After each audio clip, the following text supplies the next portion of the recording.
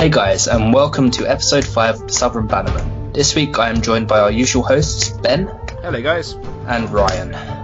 Hey. So guys, what have we been up to this week? I got knocked out of the Octagon League, that was fun. What did you lose to? Peter from somewhere in Eastern Europe. Fair enough. At least I know him. Yeah, it was... I messed around with Greyjoy crossing with lots of winter plots, and I put a few too many winter plots in. My initiative sucks. And that was a mistake. And he also saw 3 copies of ice in the first 3 turns. I was going to ask what he played, but you just answered that. I'm guessing start Philly. Yeah, he did. And I think my play on the first turn was almost genius, and then ended up backfiring. So I first snowed on the first turn, because he set up was like a Tumblestone Knight with ice, some other character, and something else, and it was just like, I'm going to put all these back to your hand, ice goes back to your hand, I'm happy. Yeah, and I had a duped Fish Whiskers and a duped Reader and an Iron Mines after setup, so I'm like, this is brilliant. He then played Arya's Gift and moved ice onto Robb Stark. So how did he kill all your stuff though? How did that go that badly? So that turn, he had Robb and Arya without a dupe, and I had that, and he came in, did a Winter's Coming, 2 claim military and ice. So I saved one of them. Oh no, so I didn't have the Iron Mines. I used Risen, to save one of my characters. Yeah. And then, so yeah, that was that. That was annoying. Did he hand judgment that as well? No. But then I then killed Robb. I'd also milked Robb, so I killed Arya with Fish Whiskers. Did something else. Then he marched. I didn't know if he would march because he had Robb out. I thought he might confiscate instead, but he marched instead.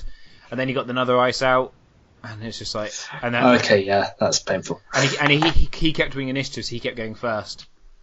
So I've tweaked the deck, I think I made it better, I hope. So yeah, it was really annoying, because I saw all these dupes of the characters, I'm like, this is great, this is what the deck's designed to do. And then they just died really quickly, fast, and I didn't see many chuds, so it was all good guys that were dying. So, yeah, I've recorded it. It'll be up on YouTube probably just before this goes out. So if you want to see the Spoilers. game, yeah, spoiler as we seem to spoil all our games. I won't spoil it. But I haven't watched it yet. But I recorded Whammer's game at like 1:00 in the morning this morning. God. Yeah, I got up, recorded it, and went back to bed. As in, I just literally hit record, went thanks guys, and went back to bed because I was nowhere staying up. I'd work as well. But that was quite interesting. That looks interesting. So it's kind of Whammer's normal deck he's been using for a while versus Night's Watch Lion. Yeah, that sounds interesting. Yeah, I thought that sounds quite fun. So I'm looking forward to watching that later and commentating on it. No idea. I do know who won, but I'm not going to spoil it. But it looked close with the... No more spoilers. Yeah, no more spoilers ever again. It's going to be really annoying. We go to a tournament and all our games get recorded. No spoilers. How did the tournament go? The game 1 I won. I can't tell you about the rest. God, yeah. I realised from Nationals, I don't know how many... I know Ryan was at least in one game, but there was at least 4 of us in the actual episode, like the videos. Yeah. Tell me about it. That's fine. It just seems to happen. I don't know how. It's not like we're trying to do our best, but it just the table won early on. Can't really fix. With 107 players, you'd think it wouldn't be that common. But in all fairness, I know Darren probably should have been in the last 2 games, but Liam swapped you and Darren round so to get a bit more to get a few different people on. Oh really? And that would be. No, I think the game 6. Sorry, should have been you. Game 5, he swapped you to. Okay, I was written on table 1, but I didn't realise you had switched out. Yeah, he tweaked it himself. But okay. Sorry, game 6 should have been you, but yeah, game 1. So game 5 he swapped. Because otherwise Darren would have been in 3 of the first 5 games. Yeah. Been done a bit with Miguel from Reading. Anyway, what have you guys been up to? Jay, you got your game in the Octagon League tomorrow, isn't it? Yes, I have no idea what I'm playing. I've got my first summer kit on Sunday, and I don't know what to play. I'm currently in this scenario where I'm like, I could take my Nationals deck and probably win, but I also want to have fun. Yeah, I know the feeling. I don't know what to do. I don't know whether to just go hard this weekend and then have fun for the rest of the summer kits. I am making a big assumption that I'm going to win here, which I'm probably not going to in the end and look like a fool. Yeah. Oh, I'm having that problem at the moment as well. There's almost too many options for me. I've got about 10 decks on Thrones DB I keep looking at. Yeah, I've just been building decks. Yeah. So, Ryan, you've got Reading tomorrow? Yeah, I've got summer game night kit. I'm Reading. Spoiler, Ryan's probably won Reading, just to throw it out there. Well, I'm probably going to take a deck that I built like an hour ago just for a laugh. So, let's have some fun. Bear in mind, the last time you said that you won the tournament. Oh no, so he came second. It was Blackwater. Yeah, not quite. This is my current way up, because I'm like, if I don't win Brighton, then my next tournament's Portsmouth, then I'm going to have to fight against Ryan. And I don't know how that's going to go. Yeah, I will play a proper deck on that one, because it's sort of, well, almost home turf. Closest store. Well, home turf is in, you mean like, the like bastard stepchild home turf, yeah. Yeah. Bournemouth might actually be closer, to be honest. It's about the same, I want to say. Driving wise, it's about half an hour from Southampton either way, so I think Pompey might be slightly closer. Bournemouth's nicer than Portsmouth, which kind of goes without saying. Yeah. I say, well, quick guys, before we go into the chapter pack review, do we just kind of want to talk about the spoilers from the Lanny box that Fantasy Flight's posted up with all those lovely clansmen? And more importantly, ear tokens. So many Lanny spoilers this week. It's a bit hard to keep up. Can't wait for ear tokens. I'm probably going to get token Mane to make me some ear tokens. Yeah, I'm waiting for someone to actually make proper ear-shaped ones. Yeah, not just circles with ear pictures on them, just actual ear shapes. Do you reckon my daughter would notice if I'd nick some of her Barbie dolls and cut the ears off? It's a little creepy. Then actually paint blood effects on and just use. No, don't get your daughter to do it. Just bring the Barbie dolls with you, and every time you win a challenge, just take the knife to it. I hope it doesn't take like 5 minutes. My opponent sits there. Just using it. No, I'm using this token. It's coming off. I mean, we were talking about this on Facebook today, but I'm liking where Lanny's going. We're going to have 3 very different decks soon for them. Yeah, it's probably the right direction. Like, everyone's been so, at least at the start, everyone was like, Lanny doesn't need this box. They're too overpowered. But it's kind of going in the right direction, because it's taken the focus off the super strong cards and giving them other options. So if you actually play a Lanny deck now, it's not going to be, oh look, there's going to be Super Tywin, but it might not be the same Tyrion, might not be the same Cersei. You don't know if it's going to be Clansmen, you don't know if it's going to be intrigue heavy. There's going to be a lot more variety. No, definitely, and it's looking, it's just looking good. It's the Clansman stuff, just the ambush tech and the stuff coming in for free. Yeah, that's. I think even more so than the Stark box, it's going to add some variety, right? Because obviously the Stark box gave a lot of new cards, but it's still very much one Stark Fealty deck that you see. Really, yeah. I mean, a slight variations now, like the one I took to Nationals, but generally it's the same theme, just big guys of renown. Whereas Lanny box is opening up quite a lot of different routes they can take. Yeah, Stark was very much, let's improve the cards we've got, whereas Lanny's, the cards are all good, let's give them other options. Yeah. A lot of the cards in the Stark box more interesting options as well. Yeah. And I do wonder, so looking at some of the other LCGs where they've done the Deluxe boxes, the Deluxe boxes, you can definitely tell where that faction is in at that point when they've done the Deluxe box, where some of them have made them really powerful and some have just built on themes. Yeah. So you almost want your Deluxe box to come out when your faction sucks, I guess. Yeah. Get these really good evergreen cards. Yeah. Good thing Tyrell's probably going to be the last one. I think it probably will be the last one as well, to be honest. Yeah. Poor next one in the order they did the preview articles on originally. Yeah, that's what I think. So far. That's what Alex Hine said, wasn't it? What would be next then? Nice Watch. Yeah, that makes sense. That was the third preview they did. Tyrell was the last preview. Poor Tyrell. I think Tyrell's good because I think this Night's Watch becoming good is good for Tyrell because it gives them something to inspire to. Yeah, next cycle will probably be Tyrell's one. If you go by the way everything's currently been. Are they going to be the one that we always go next cycle's their cycle?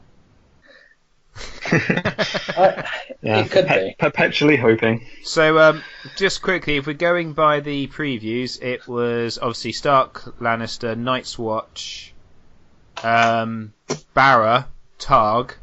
Means Mighty Faction's going to be like the last two. Great. Greyjoy, Tyrell. Oh no, Martell, Tyrell. So yeah, Tyrell. Yeah, that does sound right. Yeah. So, way. 4 more years, guys, and I'll be happy. Yeah. I felt like Targaryen should have been a bit earlier on just to go with the seasons, but beyond that, I think everything else kind of fits. I'd also say because they're quite popular, because it makes sense like Night's Watch, how many people said, I want to play this game and I want to play Night's Watch, and then played them and they weren't very good. I'm curious how they can make that sort of thing happen. Like, I feel like there's going to be a lot of neutral cards in that box, like Wildlands. Unless the next cycle's Wildlands. That's my other guess that I've been making recently. It would make sense to the third or fourth cycle, is that? Because that's roughly when they start attacking the wall, I want to say? Or would that be the fifth cycle? Yeah. I think it'd be next cycle. I don't know. Well, anyway, we can. I guess we can go into more detail about the cards when we actually need to review them, because things could change between now and then anyway. Yeah, but speaking of reviews, we have a chapter pack to do. Exactly. Well done. Well done. Seamless plug straight into it. So yes, Call to Arms came out last week, but we had a national to talk about, so we're a bit late on this. Yeah, I kind of felt like Ryan should kind of get the spotlight as he kind of won the thing. Oh, thanks, guys. It's alright. We took one for the team. Yeah, we've actually had some time to play around with this. I have not prepared any scores, so I am winning this with what I've experienced this week. Yeah, I only got the pack like 2 hours ago. Oh, did it really? I went to my local shop 3 times. Yeah, it came through in the post, and it went to the post office because I wasn't in, and I just left it to the end of the week to go and collect it. So yeah, Ryan will start, but yeah, we all rate it's 0 to 5, isn't it? You can cut this better. Yes. No, there's 0 to 5 because there's going to be a 0. Yeah. So yeah, we rate them 0 to 5. Apparently there is going to be a 0 in this pack. I don't know which yet. We post our reviews on our WordPress after, and you can see how they rate in comparison to everything else. But yeah, we will be starting off with Ryan, if you want to take the first card. Okay. Sure. So, first card up is a Stark unique character. This is Donella Hornwood. She is non-loyal. She is cost 4, strength 3, intrigue and power icons, House Hornwood and the Lady trait. And the text says, reduce the cost of the first loyal card you marshal or play each round by 1. So, she's pretty amazing. This is sort of economy that you really want in this game, right? It's a decent body, the 2 icons that you want out of Stark, perfect cost range, and 90% of Stark decks are filthy. This is basically giving you a -2 every round off the go. I actually played against her in my Octagon game, and she did a lot of work. I didn't quite sink in that it was the first card, so when you got Winterfell out for 2 gold, that was pretty awesome. Obviously, it works with events as well because it's martial or play. Yeah. So this card is really, really good. We with a lot of cards like this, we say it's a good 1 of. I think she's actually probably a good 2 of in pretty much every Stark deck at the moment. Yeah. Yeah. Right. Having another good unique as well is helpful. Obviously, we know Valor's coming up in a few packs' time, so being able to spread out, get more icons, more unique characters is always helpful, especially one that's got an inbuilt economy. And it's also the icons you need, you not need, but you really want for Stark at the moment, because what they're weak at is intrigue. Yeah, and it also helps the Stark crossing build. I think that's 1 or 2 more characters off of being really, really good. Yeah, cool. Joe, anything to add? Yeah, it's the fact that it says first loyal card you marshal or play makes it so much stronger than, say, Renly, where it just says marshal. Yeah. And it's even good as a banner card. Now, like, they're trying to make Stark a better banner this cycle, and these sort of cards make it a lot more worth it. The 2 icons you need in Stark, pretty good strength, alright gold cost. You can actually be reduced with Noble Cause if you need it as well. Yeah, it's a very strong all-round card. That's probably going to at the very least, be a one-of in any Stark deck or Banner Wolf. So the Renly comparison is quite a shame, really, isn't it? Because Renly's 2 gold more. All he's got to show for that is 1 more strength and 1 more icon. And his ability is just worse in general. Yeah, because it's the first out of faction card, isn't it? Yeah, it's the opposite, right? You tend to have more loyal than you do.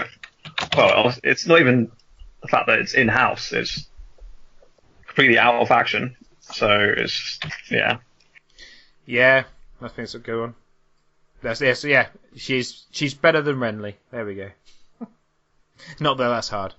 So, Ryan's score? I think she's a 5 for me. Maybe it's a bit much, because it's only going to be a one-off generally. But she's completely solid. There's nothing really wrong with her. Yeah, I'm going to stick with 5. Okay, I'm going to go with a 4. She's really good, really good. Obviously, goes without saying, but the one downside is you kind of need. You're not seeing loyal cards. I guess she's not that good. I don't know. Yeah, I'm going to make it 4.5. Pretty much all the start cards are loyal, though. That is true. I'll go 4.5. Yeah. Okay, fine. I'll go 4. Fine, be like that. Yeah, great card, but I think I'm just going to go with a 4 purely because she's more of a support card rather than a game-changing card. She's not the card you lay on the table and your opponent goes, shit, this game's over. She's the card you lay on the table and you go, yeah, my game's really going to get a bit better. Yeah, cool. So, next up we got Fear Cuts Deeper Than Swords, which is a 2 gold loyal Stark event. Interrupts when a character with an ability... Sorry, when the effects of an ability choose a Stark character as its only target, would initiate, cancel these effects, and stand that character. I'm going to say I'm not 100% sure on this one, because it kind of seems like a bit worse than Treachery, but kind of better in some ways. But I don't know.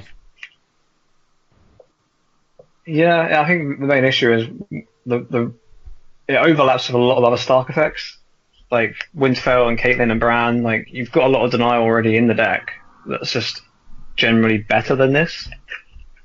How are you going to find the slots for it? Especially it being a 2 gold event, it's quite expensive. Yeah. 1 gold if you got Hornwood out, and you've not played any loyal cards. Yeah, and you can use Fealty for it, so you can get it for free if you really need to. Stand's useful because I guess because you can get like Blackfish or Fast Eddie in another challenge. The interesting bit is that it cancels a card ability, so not a triggered ability. Yeah. So it could even cancel like Intimidate. Yeah, you can cancel your own abilities as well. Yeah. So if you do want to get another stand. Yeah, I don't know. I'm actually really struggling to kind of rate it because in some ways, as you say, it seems really good because you can stop you can stop something like Intimidate. But at the same time, I just don't see it seeing play. That's the issue. Yeah, I'm also not sure it's the card Stark need right now. That's the thing. If Core Catelyn didn't exist, I think it might be really good, but she does. Anyone else? Big bit to cut out there. It'd be easy. I think we've pretty much exhausted discussion on this card, right? Okay. Yeah, there's not much more to say. So, I think on my score, I think I'm going to give it 2 out of 5 because although I think it's good, I just don't see it. I don't think it's. If it had been another faction, I think it'd been better. I still think it's something Stark needed. So, yeah, I'm going to go 2. Yeah, I'm going for a 2 on this one as well. There's just too much overlap with a lot of their denial tech they already have. I just can't see finding the room in your deck for it really without cutting some of the other better denial. Yeah, I think I'm going to be a bit more positive and give it a 3. Just cause I think it's a decent card. I just don't think it has the place just yet. I know like we are meant to be rating it in a moment, but I think in the future it's going to get a lot better. There's going to be moments for it to shine, but it doesn't fit in current Stark decks. Cool. Alright, so next card. we are on to Tyrell, and we have the Knight of Summer. This is a non-loyal character, cost 4, strength 3, military and power icons, the Knight trait, if you didn't guess. And while there are more summer plot cards than winter plot cards revealed, Knight of Summer gets +2 strength and gains renown. So, when I first saw this card spoiled, I wasn't too keen on it, but I think it's going to have its spot. Sadly, it's Tyrell, so it's going to have a bit of a struggle. But I think having the sort of renown almost on a whim, once the sort of Kings of Winter and Kings of Summer thing phases out a bit, is pretty strong. It's going to help you get that rush you want with Tyrell. But yeah, is this the first character we've seen that's, well, one of the few characters we've seen that's non-unique that's got renown? Like an easy way of getting a non-unique renown? Yeah. We've got obviously the Martell army as well, and the Stark army, but they're for half the game. Whereas this, you sort of have more control over a little bit. Yeah, it's a lot more of a relaxed condition. And you like summer with Tyrell, and I think winter is not going to be as prominent. You're more likely to have a summer plot card in your deck than you are a winter in standard decks, I'd say. Yeah, because it's not just you having a summer plot revealed, right? It accounts for your opponents. So yeah, a lot of people will splash Calm Over Westeros or Close Call right now. Yeah, it's the same as going to be Fish active with Whiskers. those revealed. Yeah, Fish Whisker. I've used Fish Whisker on my opponent's plots quite a few times. Yeah. Yeah. I think he's really good. I really like him in Crossing, Tyrell Crossing. If you want to try and bring that back, well, I don't think it ever really went away. Because obviously on the third challenge, if you got a summer plot out, it could be strength 7 with renowned. He could pretty much win a challenge by himself at that point. So no, I really like him. I think he's good. It's fun getting these kind of non-unique characters with some funky abilities. Yeah, I think I'm correct in saying which it's not that big a boast, but he's the first non-unique knight in Tyrell that is over cost 3. No. Is there a non-unique? Half-Florent Knights. Yeah. Oh yeah.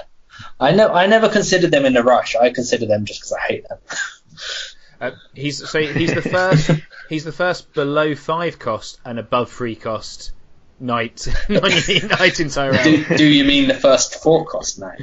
Basically, yeah. Yeah. So Joe, you got a score, and anything else to add? Score. The only other thing I've got to add is I think he's going to be insane in melee. A lot more than he is in Joust. But yeah. You're very unlikely to encounter winter in melee. Yeah. There's going to be a lot more summer. Yeah, I think rating wise, I don't know. I feel like I'm pushing it with a 4, so I think I'm going to go with a 3. I don't know why I feel like that, but yeah, I'm going to stick with a 3. Yeah, I'm going for 3 as well. It's a perfectly middle of the road character. There's nothing that bad about him, but at the end of the day, he's just an average card for the 4 cost slot. He's nothing exciting. It's just going to be nice when he's working in a summer deck. I think I'm actually going to give him a 4. I think, again, it's one of those, if he'd been in another house, I'd probably given him a 3. But I think he's probably better than some of the 5 cost Tyrell characters they have right now. So I think he's because he's in Tyrell. It's kind of a card they needed. Can't be first node. Works really well what they're building with this current cycle. And in the current Tyrell kind of rushy crossing deck I've been possibly messing around with for a games night kit, he's a 3 of, because he's really good. So okay, cool. Next card. Yep. Well, I've got a fantastic card here. You have. So you, this is you the won second card. You definitely won card.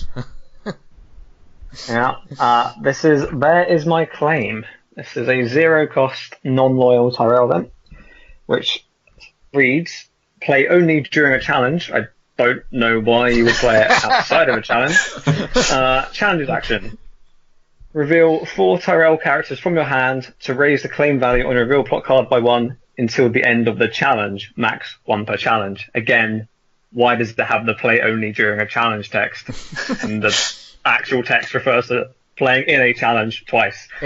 In case it's awful. It's so bad. I can only assume that's there in case there's an event that comes out, which is basically pick a challenge, you count as winning it.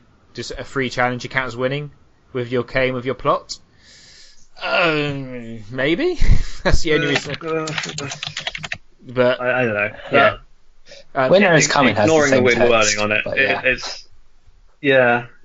Ignoring the weird wording, it's an awful card. I mean, it's a 5-card combo, effectively, to raise your claim by 1. You should have this card, and you've got to have 4 Tyrell characters in your hand. Yeah, no, it's crap. It's absolutely awful. I think it's. I'm going to give credit to Joe here. I think about the only time this is useful is on first snow turns. Yeah. So, but generally Tyrell doesn't really like to play first snow normally because they like the chuds being out. At least at the moment. They won't be playing it. So you're taking this card, relying on your opponent to have it. Having first snow, it's awful. Because you've got to have at least 5 cards in your hand. Because this and 4 characters. It's just so much effort for not that amazing an effect, really. If it was raising your claim for like the whole challenge phase, then sure, I could see it having some use. It's still a 5-card combo. It's horrible, but it's actually making you work for something decent. Whereas just killing 1 extra character by having 5 cards and revealing probably the majority of your hand to your opponent. Yep. Not good. Even as like a closer on a power claim, you still, by that point of the game, you probably won't have that many cards in your hand. Yeah. No, it's an awful card. It's an absolutely awful card. I mean, and why 4 as well? It's such a random number. Like, I guarantee during playtesting, it was probably like 1 or 2, and then everyone was like, "No, it's too good," and then it's got nerfed to hell, so it's unplayable. Yeah, no. Compared to Winter is Coming as well, it's just infinitely better. 1 more gold, no other condition, no other text. Yeah, no conditions at all. And that one's loyal, so you can even use fealty on it. Yeah. Yeah, again, why is this not loyal? Like, when are you going to be having 4 Tyrell characters in your hand in a non-Tyrell deck? It's just in the false banner deck, where you don't want the Arbor, and there's a much better location in another house. Because clearly Tyrell have a million characters you want to take in your false banner. Oh yeah. And the other sad part I struggle to fit 12 Tyrell characters into a banner when I do a banner rose, so Yeah. I'm just reading over the FAQ on it, and I think the reveal in it is the cost as well. So you have to show the 4 characters before they even cancel it. So you have to go, here's my characters. All right, I'm going to brand that. Thanks for showing me. Yeah. Cool. I'm playing Heads on Spikes next turn, by the way. Yeah. Even in that scenario. Your opponent just plays Ruby of the Law, right? You show them with your hand, and then Ruby of the Law. I'll name that one. Yeah. I'll name that one. It's so bad. It is. It's truly awful. Is there anything to add, or? You kind of hit my main point. I feel like the only time it was going to be useful is if the night build comes back and then first snow comes back to counter it, because then you at least can have something in your hand to help deal with it. But I don't really want to be relying on that. I don't want to have to have my board decimated to actually do something. Yeah. And be like, please can you play first snow this turn? Please. Yeah, no. I'm giving this a 1 out of 5. Yeah, same here. Yeah, I think I'm going to go 1 as well. I like the idea. I like what was clearly the initial design behind it before playtesters destroyed it. I'm sorry, playtesters, if you didn't do anything to it. The only thing I'll say, guys, be really worried about is if before someone goes to a military challenge, they play Gift of Arbor Red, and that leaves them 4 cards in hand before they add a card to their hand. Then watch out.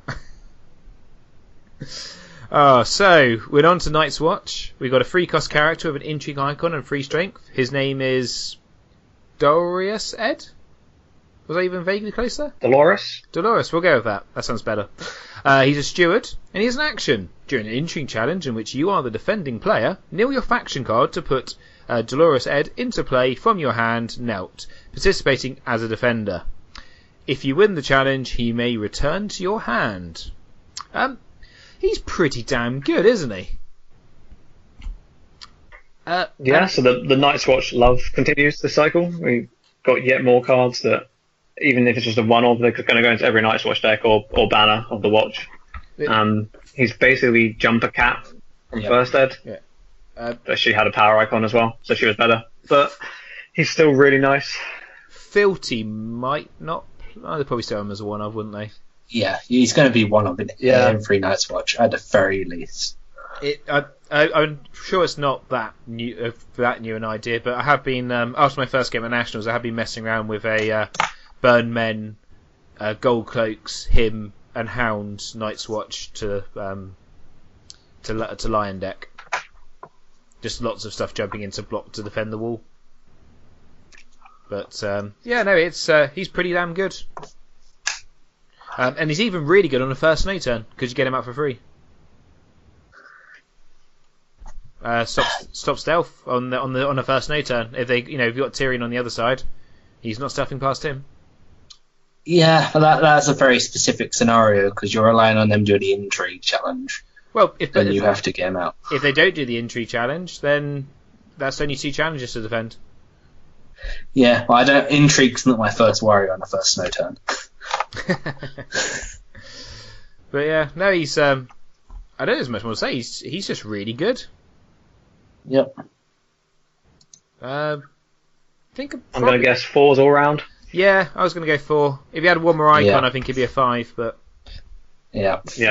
Stuart, he's not allowed any more icons. That's true. Night's Watch do continue their mono icon theme. Yeah. I don't think I have any more to add, really. Not really. Cool. Alright, next we have Craven. It is a Night's Watch attachment, non-loyal, cost 1, condition, and it is terminal. Attached character cannot be declared as an attacker. So, we saw this card ages ago now. Horrible. And we've all loved it and hated it at the same time. But the first thing I immediately see with it is that I feel like they learned their lesson from the Martel attachments and gave it terminal. Because if it wasn't terminal, it would be like 6 out of 5. If it wasn't terminal, this card... It would be the most broken attachment in the game if it was not terminal. Because it's miles better than fishing... Well, not miles better than fishing nets, but it's a lot better than fishing nets because you can play defensive and they can't do anything with you, whereas obviously fishing nets just allows you to attack. Yeah. It's an aggressive game, right? Yeah. You win by being aggressive and winning power challenges. That's the point of the game. So, just in that respect, it's much stronger than it would be from fishing net. Yeah, I mean, and you can see this being played in a wall, Barra watch deck with the wall, an iron throne, and a painting table, and basically just going, come on then, I got 3 of these and milks. You're not going to get anything through.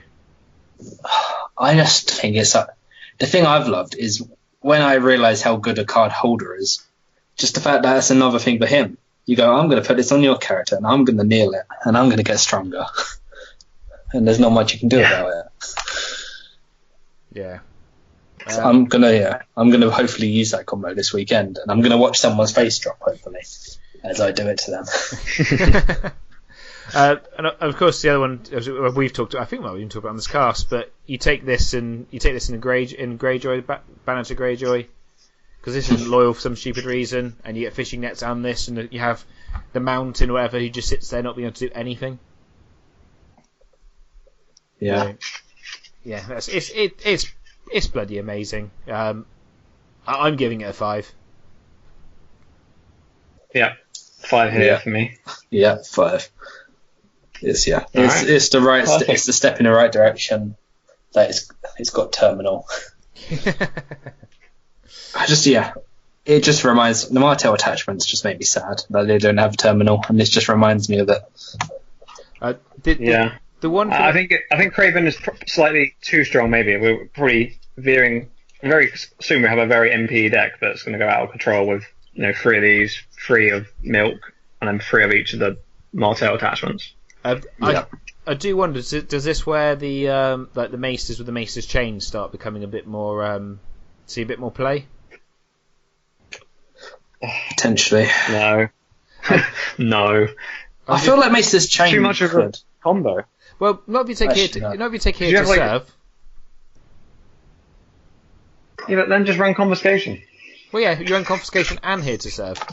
If this becomes that big a thing, I think that could be a way out of it. If Mace Aemon had attachments, yeah, I would say Mace's Chain would become a thing, but it's not. Has he got no attachments? Yeah, that's why he's good, because he can't get milked. It's also why it's bad, because he can't get Mace's Chain. No, Mace's Chain is bad. Okay, next one. I get the most boring card. So this is Maester Pylos. He is a Baratheon non-loyal character. Unique, free cost, free strength, power icon. He has the Maester trait, and his text box has a single word: stealth. How boring. He's fine, but he is incredibly dull. He's a free cost Windermere. Yeah, exactly. It's just Windermere, but they've gone +1/+1 on the cost and the strength. It's like, okay, that was a great design. How long did it take you to think of that one? I quite like him in Barrow though, because giving them a bit of stealth on the power challenge doesn't hurt. Well, yeah, he's not bad. I'm not saying he's bad. I'm saying he's boring. No, I agree. I agree. Yeah, he slots perfectly into my Barrow Kraken deck at the moment. Yes, he does. Have you got Windermere in that as well? Yes, so it's just another Maester, and it's made me. I've been playing around with Here to Serve. I'm not 100% sure how much I like it yet, but just another Maester. Have you got I assume you got Krassen in there as well? Of course I have Krassen. Yeah. So it's basically you drop Confiscation, you go, do I want more stealth or do I want to clear an attachment? Yeah. No, he's a very solid character. He's probably going to be one of those. He's going to be one of in most Barrow decks. Stealth is really, really good as a trait, and it's on their most important. It's in the most important icon, really.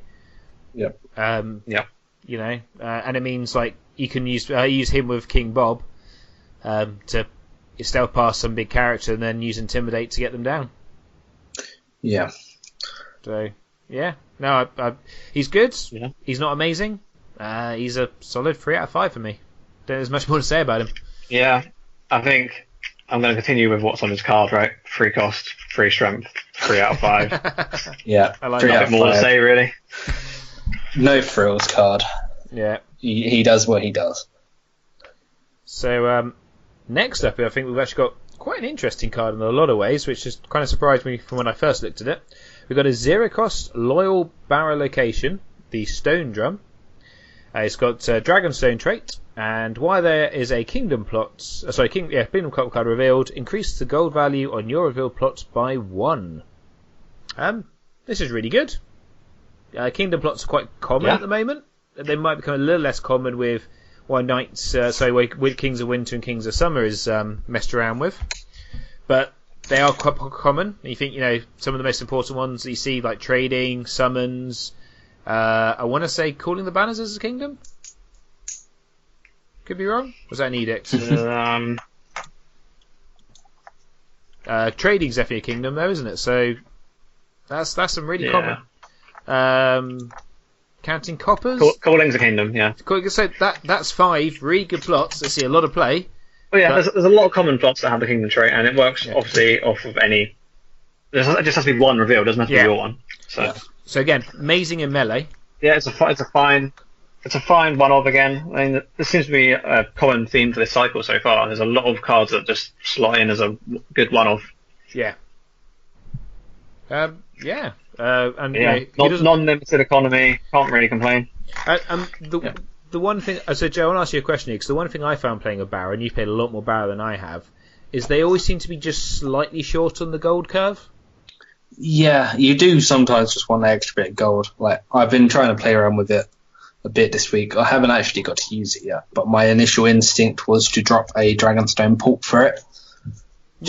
So it gives you an extra thing, and hopefully it will be giving you an extra gold, because there is a high chance that there will be a kingdom plot out most turns, even if it's not yours.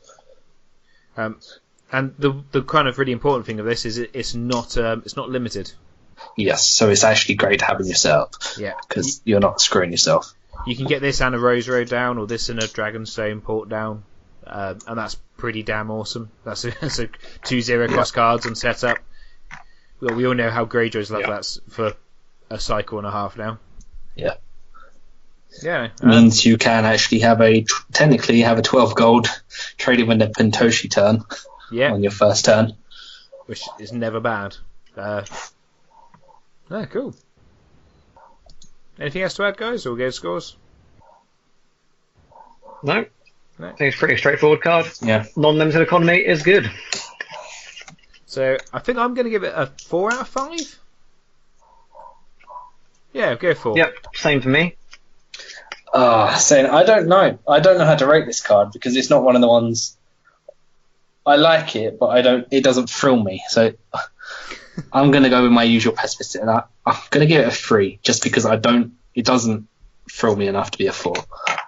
So, all right, next up we have Shay. So it's a House Lannister non-loyal card, costs 3, 2 strength, intrigue and power icon, has the ally and companions trait, and text is challenges action, pay 1 gold to stand Shay, limit twice per phase.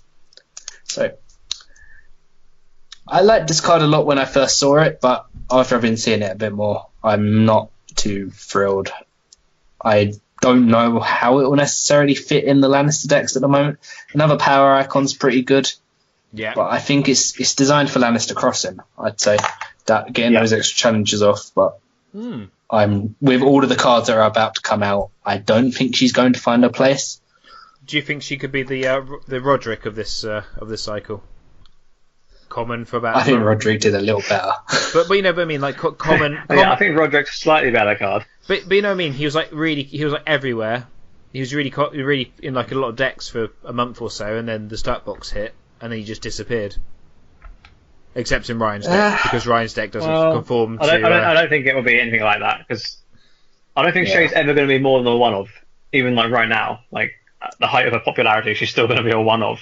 Yeah, true. You're not building around her. It's just a nice character to have that could potentially take part in a couple of challenges. It's like why? Yeah, the other option in that cost slot, or Pycelle is a 2 cost, isn't he? No, he's 3 cost. Or is he 3? Pycelle is 3. So yeah, they have the same stats, but he gives you a card and she gives you the ability to do 2 challenges. So I think Pycelle's always going to win that slot if you did choose between them. She works really well with Tyrion, which is very Nedley. Yeah, but we don't know how much Tyrion's going to be. He's not going to be in every single deck in the future, but he's going to be solid. And then I don't know. Maybe you want to use the gold on something else. Like, why not use the Hound for 2 challenges with that 2 gold you make? Yeah, it's Lannister. They're never short of money.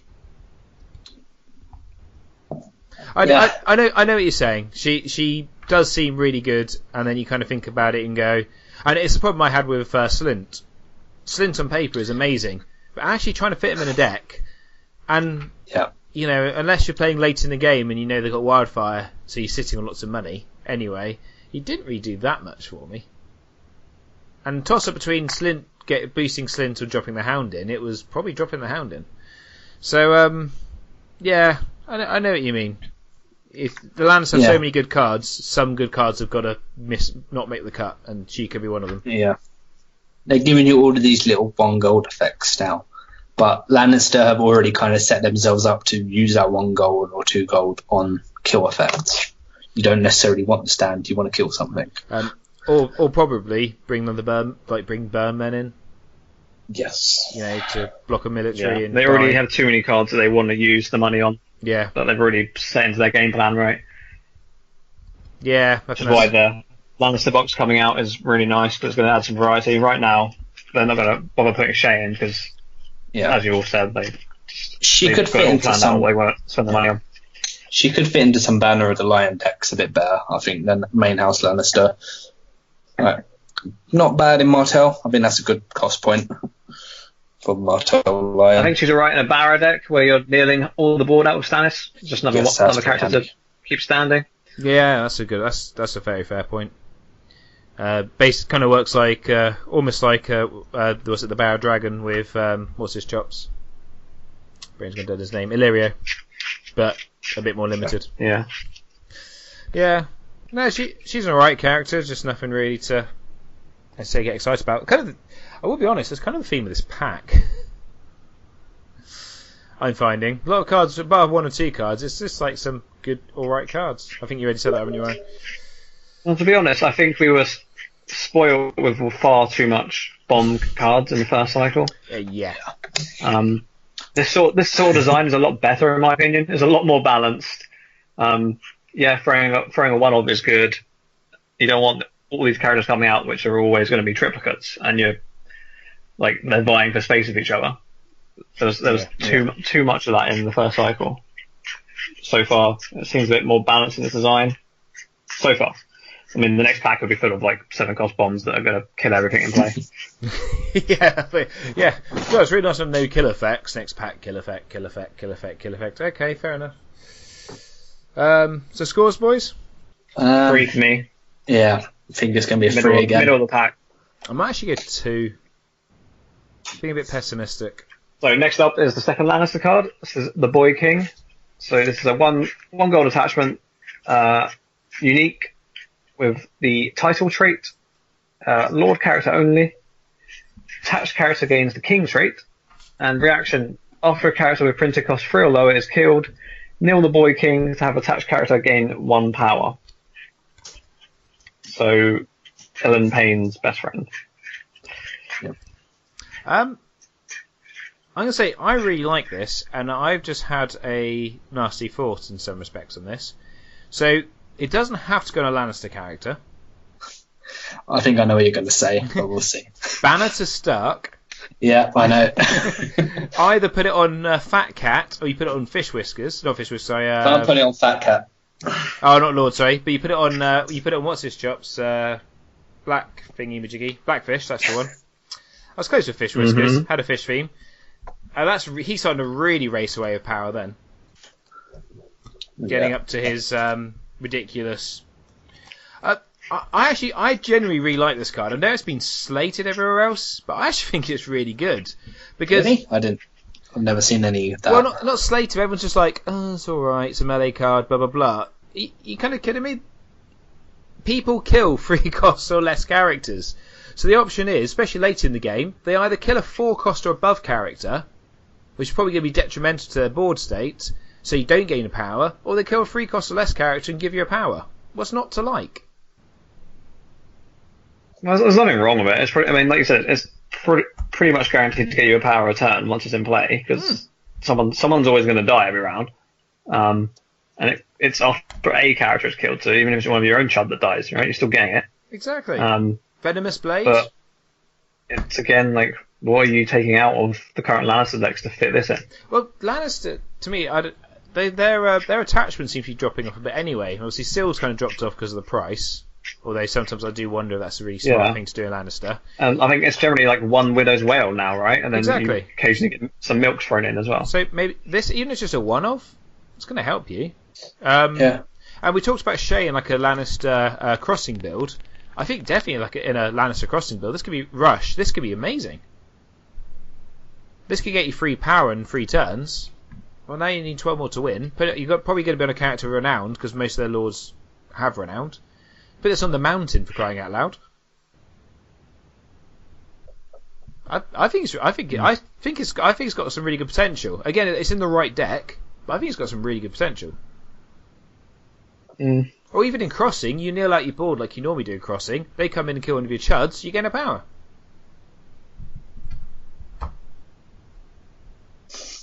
The silence is making me think that you guys aren't convinced. I do like it. Yeah, I think. Yeah, it has the problem that you got to fit it in. It might again be better in a banner deck, but I think it's a solid one-of again. It handles Greyjoy's attachment stuff, and it's a good effect because you can put it on your lord, who's typically you want to keep alive. Yeah. So you put it on Tywin or the mountain. He's not getting Seastone Chair. He's not getting pushed out of a challenge. Yeah. Everyone loves the King trait at the moment. You always want that because no one's really playing the King trait either. So really, I think it's good. Yeah, and 1 cost I think is the good cost point for it. I think if it was 2 cost, then I'd say no. But 1 cost, I'm happy with that. No, I agree. I think it's definitely started one-of, and I could see decks that really, really try to leverage it. Payne can't have it, can he? because he's not a lord. No, but there's definitely synergies out there. And the other one I was thinking of, Martell, Banner to the Lion, because they really lack like renowned, and this basically gives a character renowned.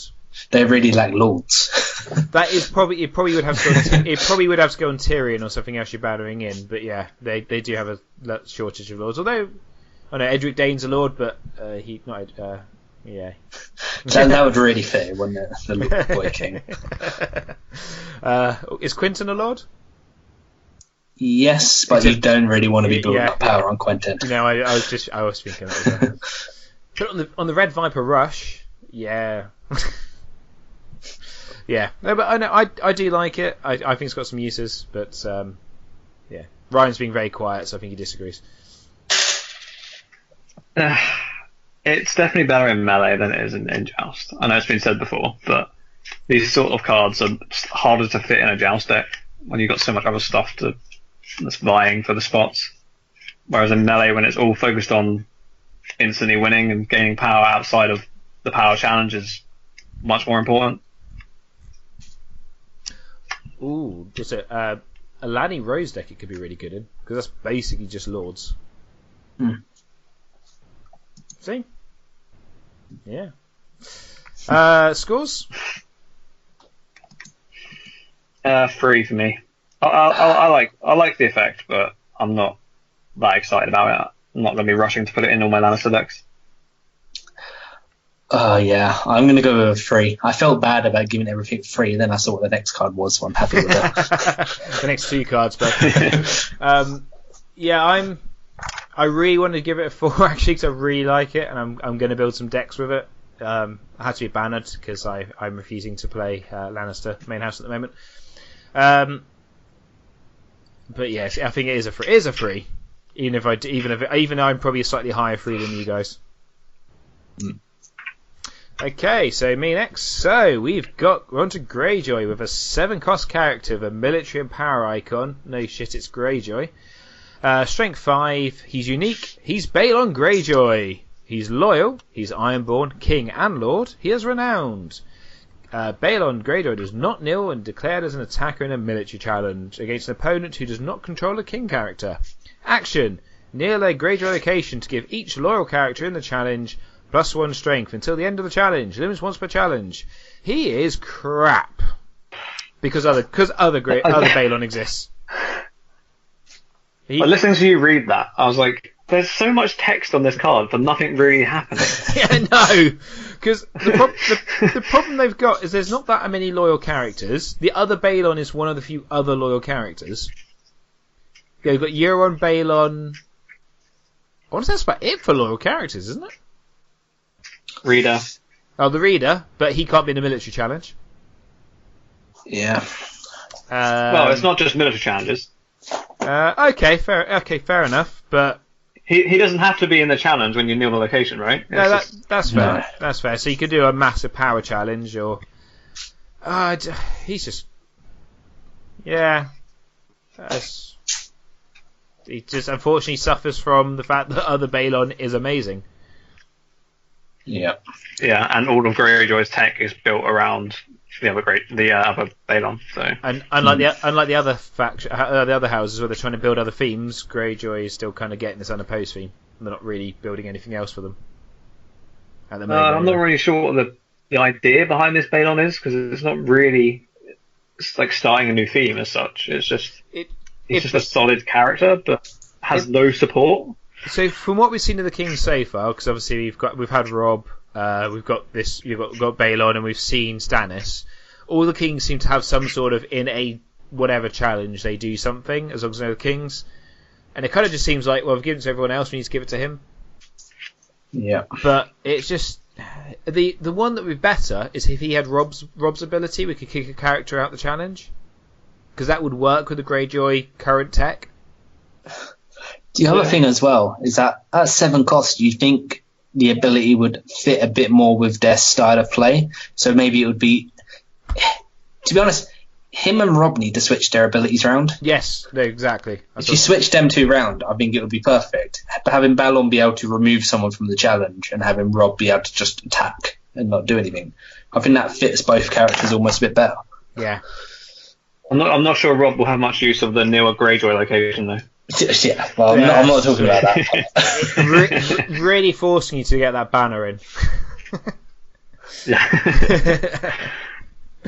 Yeah, he's just not good. I think even the other Balon didn't exist. I don't think he'd be that good either. He'd be better, but he's still not great. I think he'd still be one of the weakest 7 drops. Yeah. Oh god. Oh yeah, it's fine. It's fine. Like one slot, but he's better than what's he called? Dagmar. Oh yeah, that's not hard.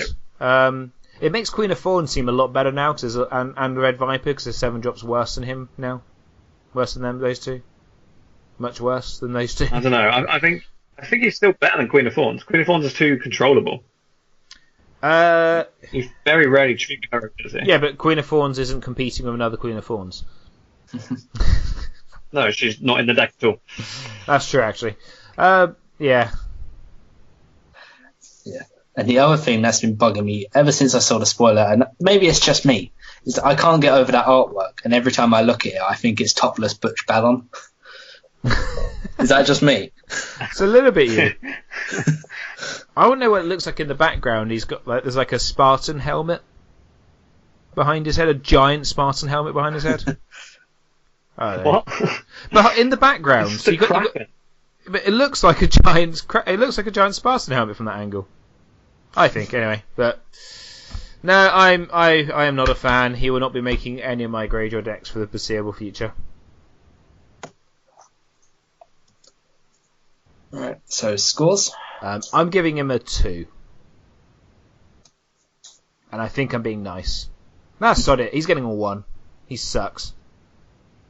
Alright, 1 for you. It is a 2 for me. I think he's okay card. Is not that exciting. He's not that amazing.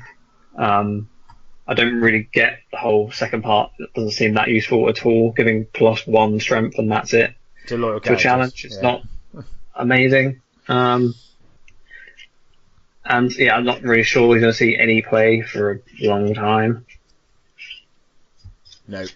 Yeah, well, I'm giving it a 2 as well. I think he's better than a 1, but he's not going to get played anytime soon until Greyjoy get another style, which is a long way off. Well, probably about the time he cycles out. Yeah. Okay. Yeah. So, alright, next up we have Ours is the Old Way. It is a 4-cost event, Greyjoy, but yeah, you heard that right, it's a 4-cost event, which is non-loyal. For 4-cost event, this better be like kills 4 characters or something like that? Reveal 4 characters from your hand, kill 4 characters. Yeah, so it is a challenges action. Until the end of the phase, either each Greyjoy character you control gains stealth, or each non-Greyjoy character loses stealth. Why did they give a card an event 4 cost? I don't get how that happened. This is, again, I think this is very much a playtesters tried it. It was probably a bit too good at its original cost point of maybe 2. Then it went to 4. If it was 2, I'd try it. But there's how many characters out there have stealth that aren't Greyjoy characters? Yeah, I just don't see the need for it, right? When are you ever in the situation where you're like, oh, I don't have enough stealth here as Greyjoy, or my opponent has far too much stealth that I can't stealth anyone with my few stealth characters? It's just pointless. The only time recently I've had that with Greyjoy is when I played as someone who's bannered to Greyjoy. But the problem is this wouldn't stop that, because it's only non-Greyjoy characters lose stealth. So I'd still have the problem of my opponent that's bannered to Greyjoy has stealth to stop me getting the unopposed tech. Also, you lose your stealth as well. So if you have any stealth non-Greyjoy characters in your main banner or your main faction, they're gone. Yeah. So you're relying on your Greyjoy characters. No, it's crap. It's worse than Brandon's gift, I think. Yeah. It looks like. Yeah, it looks like they wanted to design a closing event for Greyjoy, who already have Rise of the Kraken. Which unless you have lots of gold out, you can't even play on the time. Yeah. If it was 2 cost, I'd say I think it could be a great card, but 4 cost, Greyjoy aren't going to be saving 4 gold for this. Do you reckon that was it? Do you reckon that it was 2 gold originally and all the playtesters went, no, because on Rise of the Kraken turn, this is broken? Maybe. I don't know. Anything to add, anyone?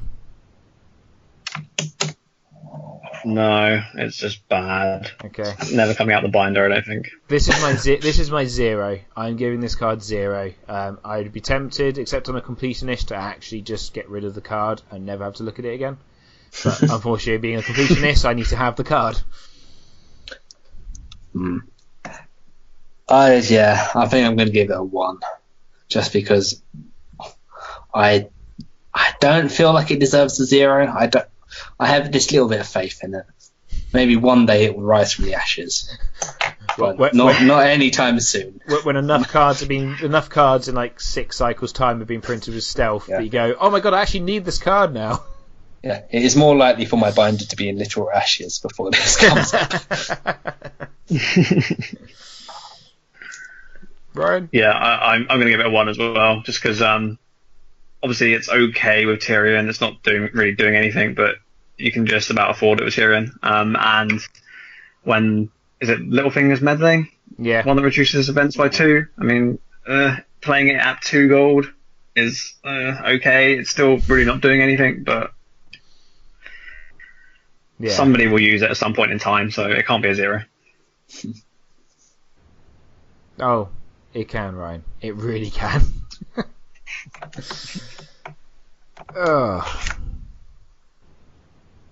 Who's next? Ryan? Yeah.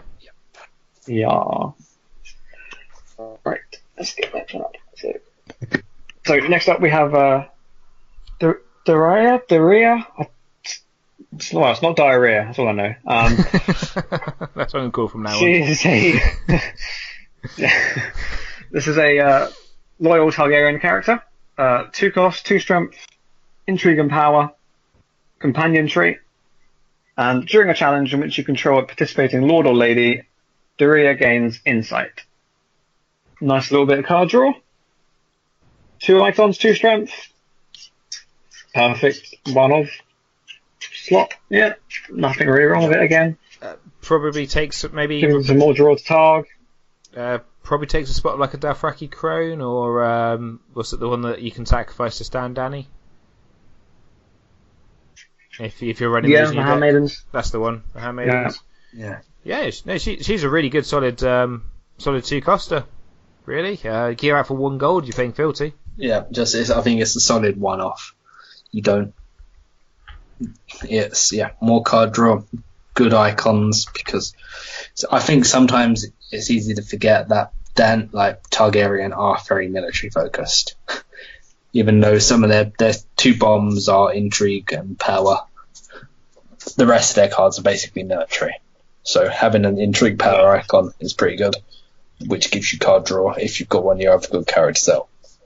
And she's good just to whack in with like Khal Drogo on a power challenge. Yep.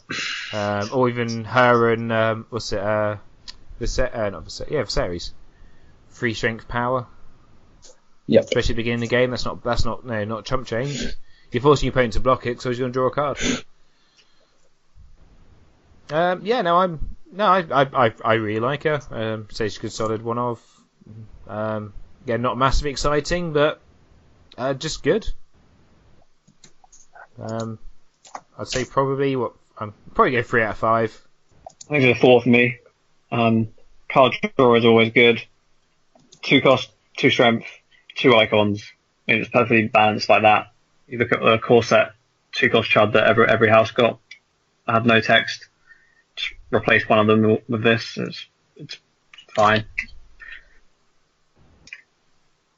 I think I'm going to go with a 3 once again. Yeah, this is a solid middle of the ground card. It's not going to be game changing, but you're probably going to want to play it. So we've got next card is a Targ attachment. It is 1 gold. This is loyal. It has the title trait. It's target character only. Attach character gains a king trait. Reaction: after an opponent reveals a plot with a higher printed gold value than yours, nil beggar king to gain 1 gold. 2 instead if no opponent controls a king character. So, I really like this card. I think with the right plot deck, this card can be really good. The fact it doesn't need to be attached to a lord or a lady. It could literally just be a target character that can have attachments, because there's a lot that can't. And with the right plot deck, like for instance 2 Summer Harvest is your first 2 plots or 2 of your first 3 plots, you're going to be getting a lot of gold, especially as most people don't have kings in their decks at the moment. Yeah, I think it's currently going to have a bit of a power spike in that Summer's come into play, Targ Summer's going to be good. There's not enough kings in decks at the moment for it to really be countered. So, well, not countered, you're going to get 2 gold. So, in reality, if everything goes well, you should maybe be getting 3 gold extra return with Targ Summer. Yep. And that's pretty strong. I think that deck's going to get a little bit better when they get the Blood Rider, the generic Blood Rider in the event. We can find a Blood Rider and just add it to your, put it into play and add it back to your hand. Yeah. But I don't get why he doesn't have that sort of weird, like, condition on the sort of character. It does make it makes it quite a bit stronger, I think. Well, I don't get why he doesn't say maybe Lord or Lady. It makes it a great setup card. Yeah. As I said, you can add it to like Sejora. So he's really good for setup because he's 2 cost. He's now 3 cost and giving you 2 gold probably on the first turn. That's pretty damn good. Yeah. So yeah, no, I really like it. I think it's a strong card. Again, you got to build your deck around it a little bit, but with how good some of the low cost gold, some of the low gold plots are, and with Kings of Summer giving you 1 gold anyway, I think that could be a pretty shit hot combo. Makes Blood of the Dragon a bit better. Yes. Ooh, yeah. The main downside on that card, right, is the 2 gold, because you're generally running countering coppers as well in target decks, and you can't have 2 plots that are only 2 gold. Yeah. I mean, worst case scenario, if I say to you, here's, you got 2 Chikaris in hand, you got 2 dragons out, there's your 2 gold for that. I see. Yeah. No, I think I really like it. I'm like it enough actually to give it 4 out of 5. I'm going to go a bit lower, because compared to the other non-limited economy in this chapter pack, which is the Baratheon one, I think it's slightly worse. It's less reliable. You've got to build your deck around it rather than with the Stone Drum. You're more likely just to get it every other turn, really, just by the fact that everyone's going to be running Kingdom plots. So I'm giving it a 3. Because, to say, it'd be amazing against your Stark deck. Right. Yeah. Every plot, I can almost guarantee it. Yeah. I think in the current scenario, I think I'm going to give it a 4 because I think because of the spike it's going to have.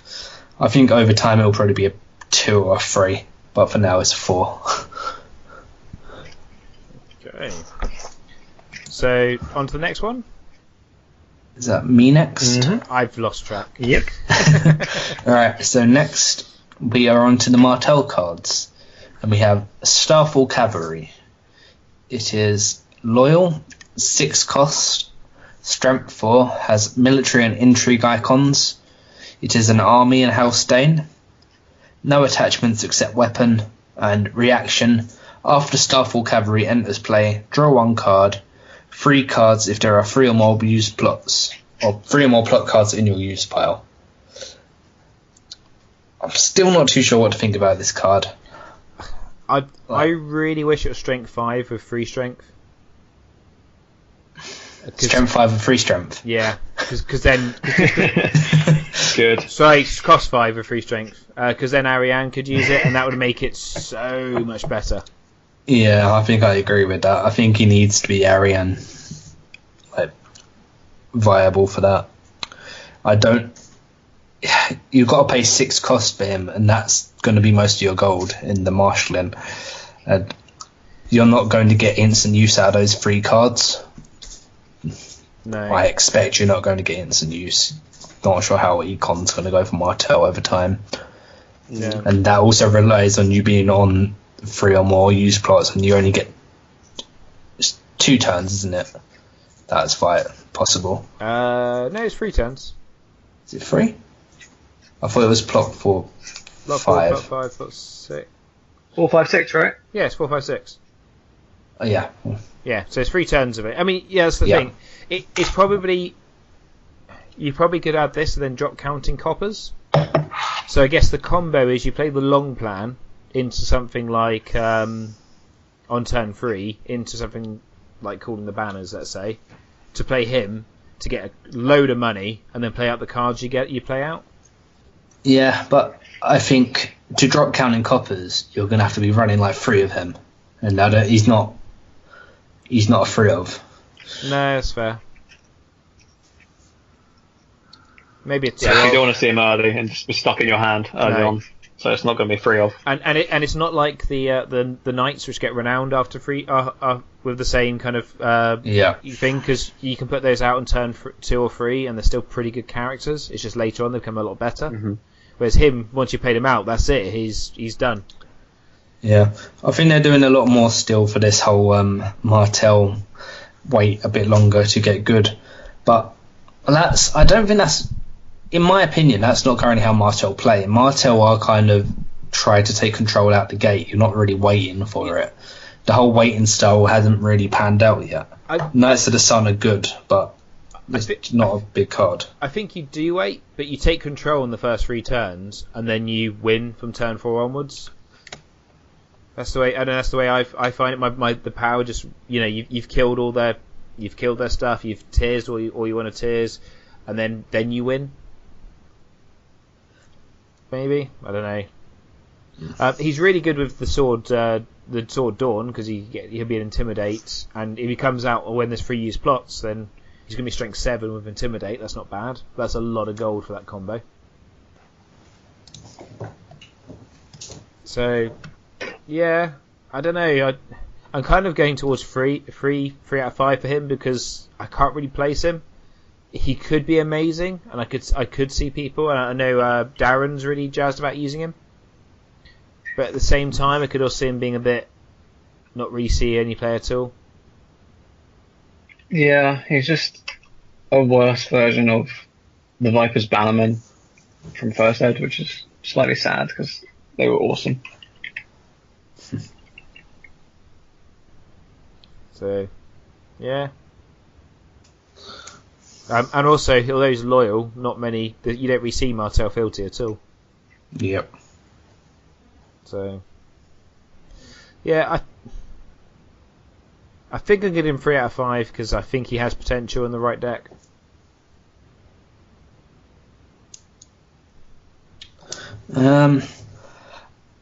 My gut says 2 out of 5. I may be wrong on this one. I feel like I can probably get proved wrong over time, but for now I'm saying 2. I'm going to go with 3, because even if you play him early on, he's replacing himself right in your hand, which is always nice. And you're probably going to be playing one or two cards, one or two copies of him in your deck, so you're more likely to get him later on, at which point those 3 cards are really useful. I just wish, as it was said, it was 1 gold less and 1 strength less. Yeah.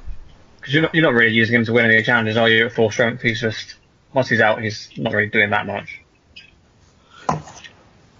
Alright, I get the second Martel card, which again is a similar to a card that existed back in First Ed. So this is a Venomous Blade. So this is a 3 gold loyal weapon attachment. Goes to a Martel character only. Ambush free. Attached character gets +1 strength. Reaction: after Venomous Blade enters play, place a poison token on a character with printed strength 2 or lower. At the end of the phase, if that character still has that poison token, remove it and kill that character. So this is basically Martel's equivalent to Ill and Pain. This is a way to get rid of little chud characters and clear them out of the way ready for the challenge phase. It's nice to think this is the first poison effect that doesn't have to go on someone without an intrigue icon. Yeah, pretty much. I think so. So that's cool. There's a lot of good targets for it. for Martel, probably the main one you really want to hit is Bran. Yeah. Because him cancelling your Vengeance for Elias and your Tears is a pain. Again, I'm trying to think of other ones. There's Core Sansa, could be a good one.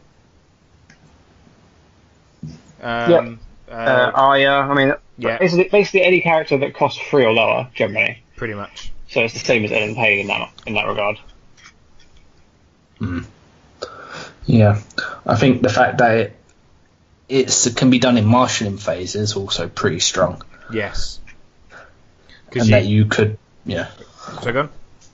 So yeah, you could play it. You can run first snow. If you keep enough gold, you can play it in marshalling, have your character bounce back on that you attach it to, and then play it again, and that's 2 characters down, hopefully. Yep, I think obviously Ariane's the best target for this. Yeah. Because you can get her back every round, pretty much, so if you want to, you can keep playing this out. I was trying to think the other ones. Obviously, yeah, you do it in marshalling as well. You kill Bran, and then they come in, and you can then play your Viper's Eye, not Viper's Eyes, Vengeance, not have to worry about it. So yeah, no, it's a good solid card. I just don't know, the free costs just makes it a little bit more awkward. It's pricey for an attachment. People have dropped Seal, which is pretty. They only have a free cost attachment that's all play. Yeah. So I don't know how much play this will see really. I mean, it's surprised it's not unique. Because I don't really think people are going to be running 3 copies of it. I don't really think it's going to make much of a difference. But, bloody yeah, I missed that. I mean, imagine if you had all the gold to put 3 of these down and kill like a load of chuds in the same round. That's pretty strong. Yeah, kill a load of chuds in marshalling and then do your military challenge. Yeah. Yeah. Nice. Yeah, in my mind, I almost keep thinking of it as an event, just because I'm so focused on the reaction rather than the rest of it. But, yeah. I would say the +1 strength's pretty good. You whack it on like Red Viper or there's a lot of characters. Just get that. Yeah, +1 strength's never bad. Right. Can we all take a moment? Guys. Sorry? Can we all take a moment and think about poor old Janice Slint, who had one pack to maybe be good, and he's gone. Yeah, he really has. That's such a shame. There's not enough characters to intimidate. Yeah, because he just comes out before they've had an opportunity. Well, I guess if you think it might happen, you just put a gold. You just pay the first action. You go, I'm going to pay gold to give him +1 strength for the marshalling phase. No, that doesn't work. Because it's printed, isn't it? Yeah. Yeah. Oh God, yes, Slint. Yeah. Slint's gone. Slint just dies. Yeah. I think it'll also be quite good against like Greyjoy Crossing, because a lot of their intrigue icons are 2 strength. Yeah, that's pretty good. So you're going to be killing the Priest of the Drowned God, or the House Maester is what you put in there. So you're kind of limiting their option to get all 3 challenges off. It's good. Just not. I just think that free cost where it puts me off giving it a really high score. If it was 2 cost, I think I would. If it was cost 2 and was free to ambush, I think I'd give it a really good score. It's difficult, this one. I really want to give it higher, just because how good Venomous Blade was in first edition, and it's very similar. It's just 3 gold is a lot for attachment, and in Martel you're already running a lot of attachments generally with all the icon removals and milks and stuff like that. And obviously it's not a setup friendly card again. It's not going to do anything on setup. It gives you +1 strength, but it's not going to kill anyone. So it's just more setup unfriendly cards. So I think I'm going to give it a 3. Yeah, my gut is going with a 4, because I think you can safely run it as a one-of, and you can just recur it on your Chud or Arian, and you can just constantly get use out of it to keep their board down. And I think that's pretty strong. I think the free cost is probably the right point for it, just because it's the kill effect that can be done in marshalling. And it gives you a little strength bonus as well. Yeah, I think I'm going to go with a 4.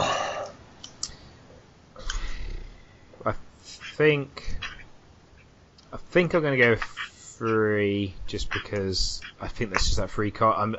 I'm actually probably I'm leaning more towards a 2 as well than a 4 with a 3, but that kill effect's pretty damn good. Yeah, we'll go 3. So now we're on to the neutral cards, and the first one is an agenda. It is the King of Summer, which, funnily enough, has the summer trait. Text reads: you cannot include any winter plots in your deck. Increase the reserve of each opponent's revealed card by 1. While there is no winter plot in card revealed, increase the gold of your revealed summer plot by 1. Yeah. I've been thinking about this a lot recently. I'm not sure this is actually better than like crossing, as in like the power and the effect it has on your deck. No, I mean I've seen a lot of people building like Tyrell Summer recently, and I think it's just better out of crossing, right? You don't really need that possibly 1 extra gold a turn, because you're not going to be running 7. You're not going to be running 7 summer plots, and can you run? You're going to run into winter plots. You can, yeah. Okay. You have to double up on one of them, but what puts me off? I think what puts me off this as well is the lack of 2 claim plots you can have. Yeah. It's made that a very clear issue now, in that all of the 2 claim, apart from Sneak Attack and Rise of the Kraken, is and Greyjoy aren't running this. Yeah. Yeah, it's all winter plots. So you've lost your killing power. You're relying on the different style of play. Yeah. And it's not necessarily the style of play that's always going to win it for you, unless you're just winning through gold. But say if we look at the characters that might want to do that, Lannister already have the gold advantage. Yeah. Targ are going to get use out of it. But I think I don't think they need to. I think Targ would be better going Fealty, a Banner, or Crossing, and just using the summer tech out of that. I think just because what's their summer tech is what's his name stands, or can stand a Blood Rider, isn't it? Argo stands a Blood Rider. Yep. Yeah. That's the only summer advantage they have. I'm not sure it's worth playing a whole agenda for that. Well, the thing is, you don't have to run the agenda to do that. You can still include summer plots in a normal. That's what I mean. Normal deck. That's what I mean. It's not you go. Oh, they've got summer synergy. Well, they've got 1 character with it, and he's probably not a free of in most Targ decks. In all fairness. Yeah, I mean, I think you're going to be better off if you're playing a summer themed deck, playing it out, not out of the agenda really. Like the Tyrell example, you can go all in on the encampment and the new Knights of Summer and stuff. But you don't need to run the agenda to do that. No. You've got perfectly enough gold from elsewhere, and the extra 1 power and the strength bonuses are much more important. Yeah. Especially with the Randall synergy as well, with crossing. I just think it works better. Joe?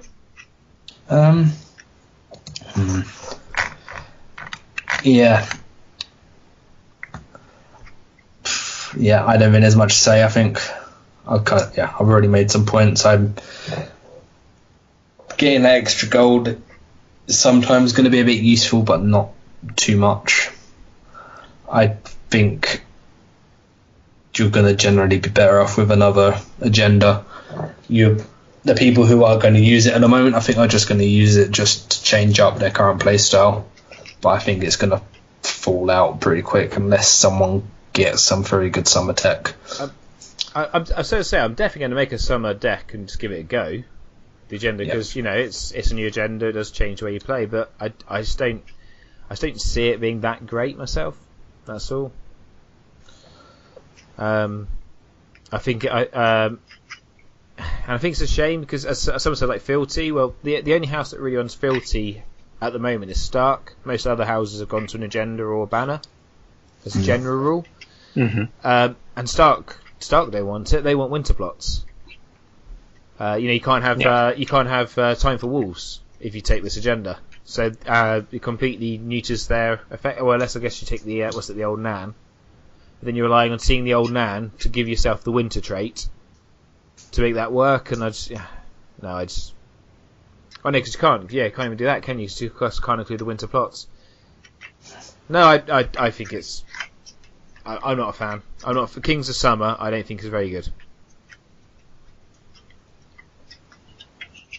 Not unless, as Joe says, there's a lot more tech comes. One house just Tyrell gets 3 or 4 characters in the next cycle that will have when there's more summer than winter. Yeah. And even then, I'm not 100% sure. The thing is, you don't need to run the agenda. You just need to run the plots, right? You don't need to run the agenda for that to happen.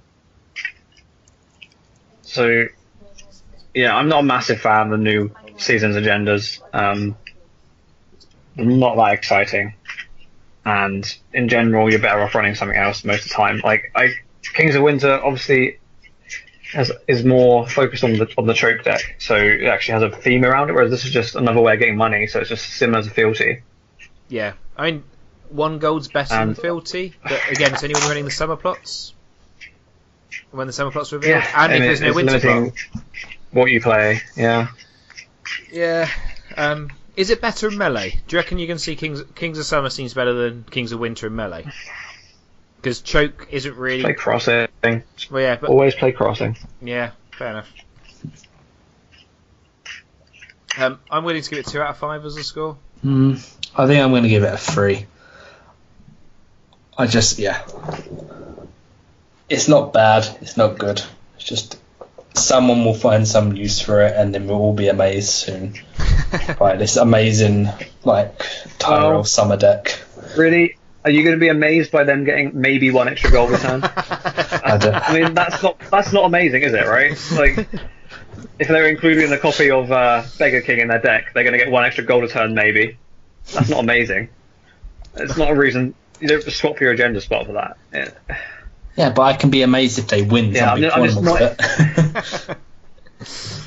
Right, Ryan, you watch it now. World's just going to be won by a summer deck, and it's going to beat you in the final. Well, it can. That's fine. But it's not amazing. Having 1 extra gold a turn is not an amazing effect. If they had seen 1 extra Rose Road for that entire game, it's the same thing. I'm not saying that Rose Road won them the entire tournament. It's just, I don't know. It's just not exciting. It doesn't infuse me at all. Yeah, I just wish there was something else to the seasons. I don't know if they were more focused on the draw and more intense on the reserve. It's just. I just feel they might have forced it on us a bit. Not forced it on us, but I think it might have come out a bit too early. And I've expected there to be a lot more summer and winter plots and characters that will play off summer and winter this cycle so far. And so far we've had Banterbridge, Night of the Summer, and 2 plots. And I think that's it, isn't it? That's the only summer and winter tech we've had. And the Raven, which no one's going to use out Barra. Because it's awful. Yeah. That's it, really. That's all the summer and winter tech we've had. And from what we've seen for the next few packs, there's not that much more coming. Yeah, that is actually a good point. I haven't really thought of that. I haven't really been looking for this tech, summer and winter tech. It just is kind of stopping now, isn't it? It kind of has already, and I mean we're going to see some cards, but I'd be expecting a pack to come out where pretty much every house gets 1 character that goes if summer or winter plots are revealed, blah blah blah. And even then, as Ryan says, just run it out of any other agenda. You don't need to do it out of that agenda for it. I don't know. Yeah, I don't think it's a big enough incentive really. The maybe 1 extra goal a turn just to restrict yourself to a certain range of plots. And even just the set range of cards, because the banners open up a lot of flexibility. Is it worth dropping that flexibility for 1 extra gold that you're not even guaranteed? I don't think it is.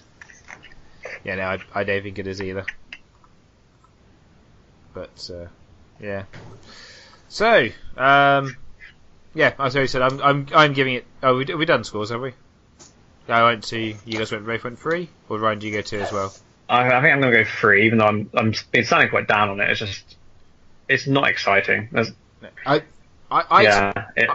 just boring. I expect genders to grab me. When I first saw, when I first saw Crossing, I will be honest, initially I was like, I'm not sure it's that great, and then I thought about it for a minute. I went through the comparison, I thought, actually, this is a really, really good. And it just... Crossing's interesting, that's the difference, right? And there's nothing interesting about this at all. Yeah. Okay. On to the next agenda. Next we have the other agenda, Kings of Winter. It has the winter trait. I don't know why we're worried about traits on agendas. I didn't even know they had them. So yeah, you cannot include summer plot cards in your plot deck. Reduce the reserve value on each player's revealed plot card by 1. While you have a winter plot card revealed, reduce the gold value on each opponent's non-summer plot card by 1. Yeah. So again, I'm not thrilled, but I prefer this to Kings of Summer. I think I always have. I think there is advantage in denial over small games. Being able to take gold away from people in general is better because this will count. I think the difference is you can actually build a themed deck here, right? It's a new style. Choke is an actual different style of deck to build. Yeah. Whereas you're not really building a style of deck with Summer. It's just have an extra econ, have an extra Rose Road for the entire game. Yeah. Kings of Winter is more interesting, but I think Summer will probably still see more play.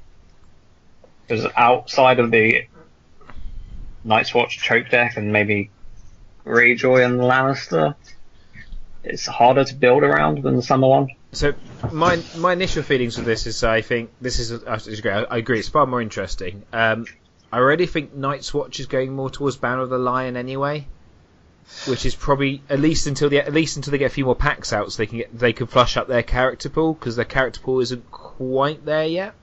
I don't think.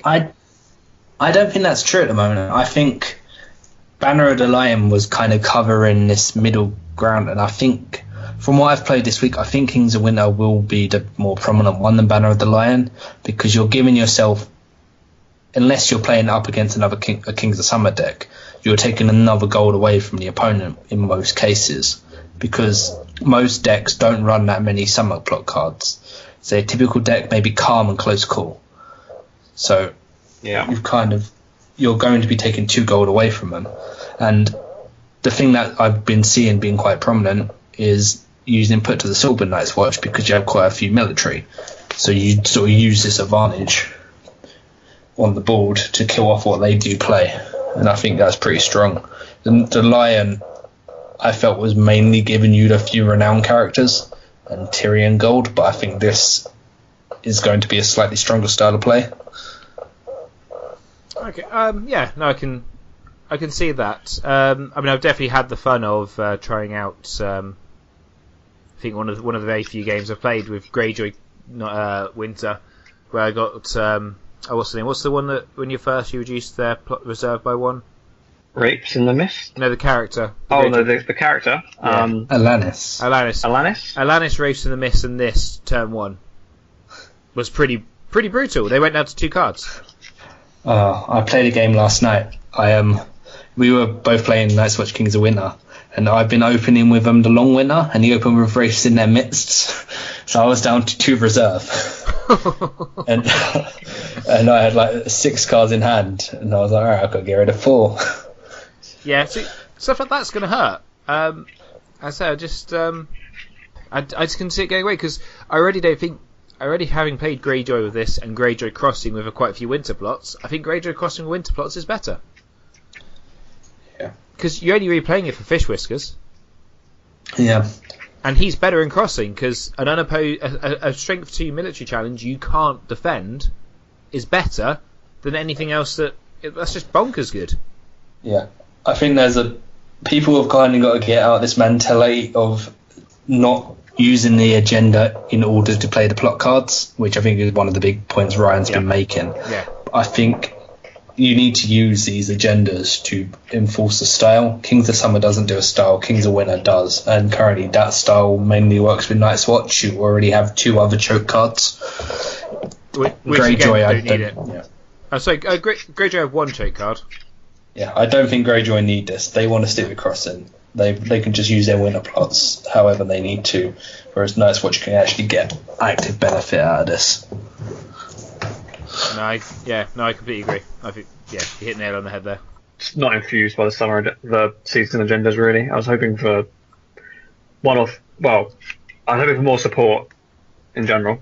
Like Joe said, doesn't really seem to be much going forward in this cycle. It's going to add to them, and the effects themselves just aren't that exciting. No. I think I would give this one a 3 as well. They're both a 3 out of 5 agendas for me, which is not really what you want. You don't want middle of the road boring agendas. Agendas are meant to be the cards that change up the meta the most and open up a load of new deck building opportunities, but I don't really think outside of the Night's Watch choke deck they're adding any new deck types to the meta. No, I agree with that. I think I'm going to give this one. I'm going to give this one a 3. I prefer it over the summer one because I think it's more interesting and I think there's a bit more play out of it. I think it does help. There's more winter plots than there are summer plots at the moment, and obviously we've already said all the 2 claim plots and First Snow Winter are pretty good plots. I think the same as Kings of Summer in my opinion. I think it's going to be a 3. It's okay. I think it's going to phase out pretty soon once everyone gets over the initial little bit of a buzz on it. First of the 2 plots is Summer Harvest. So it's got 0, X base income, 4 initiative, 1 claim, and 6 reserve. The Summer Trait. When revealed, choose an opponent. X is 2 higher than the printed gold value on that player's revealed plot card.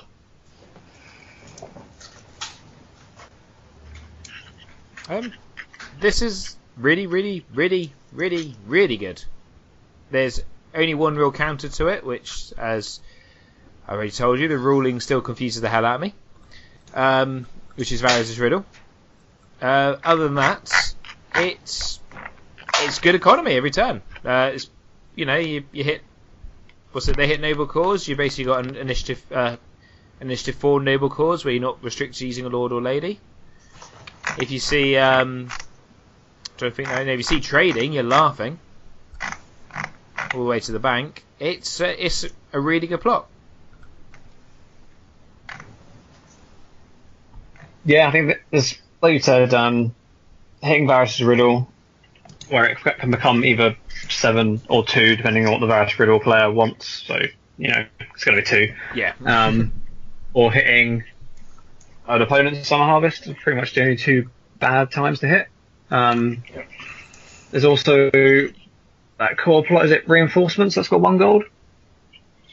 Because everyone runs that. Exactly, yeah. I've never seen anyone run it, but they're getting 1 gold and a 5 cost character back, I think it is. So they're doing better than you. You're only going to get 3 gold. But other than that, it's always going to be good because you're very likely to hit a minimum of 4 cost, 4 gold, so you're going to get 6 out of it.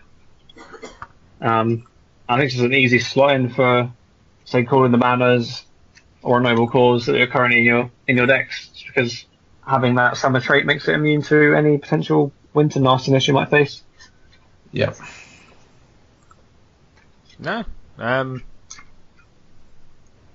don't think there's much else to say. Does this become the standard opener now? Yeah, I think it might be. Because it's not like I think there's a triangle right now, right, between this trading and Varys' Riddle, I think. Yeah. Although I have a feeling trading might start disappearing soon. Or at least becoming less common. At least as a starter. Yeah. But yeah. No, I think this is... I think it's great. I'm probably going to go 4 out of 5. I'm not quite sure it's a 5. I think it's a 5 for me. You'd probably likely to get a minimum of 6 out of it. 6 gold each turn. Probably more. 4 initiative is pretty good. 6 reserve, always nice. You can have 2 of them in your deck. So, again, even if you don't hit something amazing one turn, the second one's going to hit something good. Yeah, I don't think there are any downsides to it. Like, if you look, when we go to the next plot, you see it doesn't really work when there's a summer plot revealed. But this is always going to function. Yeah, that's the thing. That this one always functions, and I said it combos well with which I'm going to be trying out with a Beggar King. So yeah, I'll give it a 5.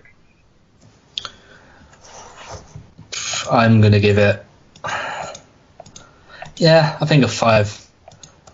I was leaning towards 4 originally, but I don't see downsides to it. I think it is going to be a nice solid card in all of non-winter decks. I think the only reason I haven't really thought about it too much this week is because I've been playing winter decks, so I haven't actually got to use it. On second thought, it bumped me up to a 5. No, you don't. You don't get to go back now. Oh, well, I do. You're a 4. No take backs. I didn't take my hand off the mic. It's fine. Why's your hand on the mic? It's like chess, isn't it? If you take the hand off the mic, then that's it. Okay, so the last card is Winter Festival. This is a 5/2/1 Winter plot with the interrupt. When the challenge phase ends, if there's no summer plots revealed, gain 2 power for your faction. 6 reserve. Again, this is a bloody good card because bar the summer trait, which is probably is a little bit more common recently. It's not like Feast for Crows. You've got to win dominance to gain power. You literally do nothing except hope there's no summer plot. So I think this is bad in melee, but really good in joust. Yeah, it's a solid card. I've been on edge with it all week because I'm in this naval mentality, mainly because I've been playing against Gabby, who's playing summer decks, and I'm like, I've got to try and work out which one of these isn't the summer plot. So I haven't played it in any time I've had it in my deck, just because I've been too scared. But I know it's good. I love the kind of mind games there where your opponent's deck so well. I've got one opportunity to use it. I must make it the right one. Yeah, it's gonna be great. It's already good. It's gonna get so much better once winter and the summer agendas fizzle out, and then it can just be used as a general card. Once range is a thing. Yeah, I think once range comes out and we get some more exciting agendas and these two drop off a bit, just chucking 2 of these in and 1 Feast for Crows in like a Barra Dominance deck, it's just a lot of power gained by doing absolutely nothing. So it's half your win total just from doing sod all. Plus 5 gold. That's solid. Yeah, that's a bit. The stats bar the initiative. The stats are amazing for considering the ability. My favourite bit about these 2 cards though is the art. Like Thomas Jedrzejczyk deck again. Like the art on both of these are lovely. Anything to add before we get to scores? Nope. I think I'm all good. I think I'm gonna give this a 5. It's really good closer. You can be sitting there on 12 power, flip this. As long as there's not a summer plot, you just need to gain 1 more power and you've won the game. So right now I would give it a 3, but that's only the next month or so when everyone's just messing around with summer and winter. It's all you're going to see in the meta. So you're going to not be hitting with actual effect a lot of the time. But in 1 or 2 months' time, it's going to hit more often. So I'm going to go with a 4, even though I should be rating it now. But it's only very short term. I think it's a 3. Yeah. I want to give it a 5. But for the next month or so, it's going to be a bit of a struggle to pull it off successfully, unless people really hate on the summer and everyone's just running winter decks. Yeah, cool. So, guys, anything to add before we disappear off? Nope. I think that's it. I think we should just say, obviously, all these scores will be put up on, as Joe said at the beginning, on the Southron Bannermen blog page. And you can also see the scores from the last pack. And Ryan, you're keeping a running total of how pessimistic or optimistic each of us have been. And how right or wrong we're going to be. Yep. Yeah, we're all going to be shocked when ours is the old way as 3 times in every Grey deck. When it comes to store champ season, and I'm going, I won that store champ because of ours is the old way. Alright. Okay, thank you guys for listening. We will be back in 2 weeks with our next episode. I have no idea what it'll be about, but we will see then.